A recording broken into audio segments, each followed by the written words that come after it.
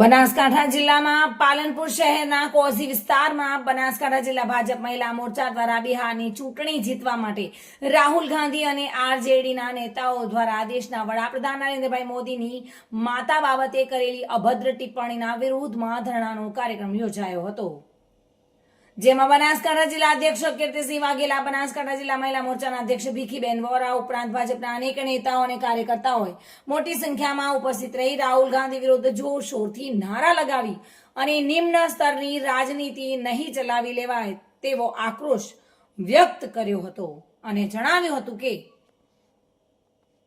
વોરા ભીખીબેન, પ્રમુખ શ્રી મહિલા મોરચો બનાસકાંઠા, થોડા સમય પહેલા આરજેડી અને કોંગ્રેસ દ્વારા જે આપણા દેશના યશસ્વી વડાપ્રધાન નરેન્દ્રભાઈ મોદીના સ્વમાતૃશ્રી હીરાબાને અભદ્ર શબ્દોમાં જેણે ટીકા ટિપ્પણી કરી છે, તો આ માત્ર ભારતીય જનતા પાર્ટીની મહિલાઓનું અપમાન નહીં પણ સમગ્ર હિન્દુસ્તાનની નારીઓનું અપમાન છે. એને અમે બનાસકાંઠા ભારતીય જનતા પાર્ટી મહિલા મોરચા દ્વારા આજે પાલનપુર મુકામે ધરણાનો કાર્યક્રમ, ત્યારબાદ સમગ્ર નારી શક્તિ દ્વારા કલેક્ટર કચેરીએ આવેદનપત્ર આપવાનો કાર્યક્રમ યોજ્યો છે. સૌ સંગઠનના હોદ્દેદાર પદાધિકારીઓ સાથે આજે અમે ખૂબ વિશાળ સંખ્યામાં આજે આ કોંગ્રેસીઓને અને આરજેડીઓને અમે કડક શબ્દોમાં વખોડી કાઢીએ છીએ. અસ્તુ ભારત માતા કી જય. જય જય ગરવી ગુજરાત. ઘણા વખતથી સત્તા વિનાના કોંગ્રેસની પાર્ટી જે છે એ ખૂબ હવા ત્યાં મારી રહી છે. જ્યારે બિહારનું ઇલેક્શન આવી રહ્યું છે તો એ પણ ભૂલી જાય છે કે અમે શું કરી રહ્યા છીએ.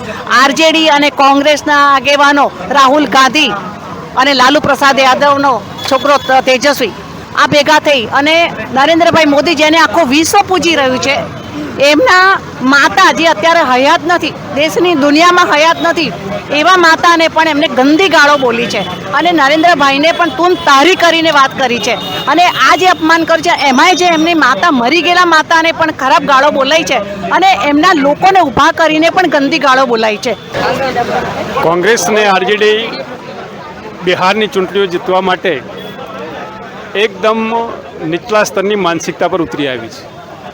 હમણાં બિહારની સભાની અંદર દેશના લોકપ્રિય વડાપ્રધાન અને વૈશ્વિક નેતા આદરણીય શ્રી નરેન્દ્રભાઈ મોદી સાહેબના માતૃશ્રી વિશે અભદ્ર ટિપ્પણી જાહેર મંચ પરથી કરવામાં આવી, જેનો કોંગ્રેસ પાર્ટીએ, રાહુલ ગાંધી કે અન્ય કોઈ નેતાઓએ એને વખોડ્યું પણ નથી, એના પર કોઈ એક્શન પણ નથી. એનો અર્થ એ છે કે કોંગ્રેસની આ હલકી માનસિકતા છે. ભારતીય જનતા પાર્ટી આ કોંગ્રેસની હલકી માનસિકતાને સખત શબ્દોમાં વખોડી કાઢે છે.